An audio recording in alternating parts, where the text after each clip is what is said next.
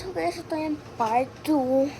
Parang ganitong story ko yung nag-video ako kanina ng part 1. So guys, naglagay ako ng skincare. Sinabi ko naman na maglalagay ako ng skincare sa pisngi, sa noo at sa baba at sa ilong. Nakita niyo naman na in-smooth ko. Ayun talaga nilalagay ko minsan. At, Akyat mo doon? Ayun, tatapos ko na.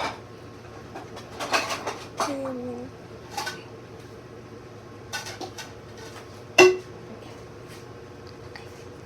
So guys, likpit na natin.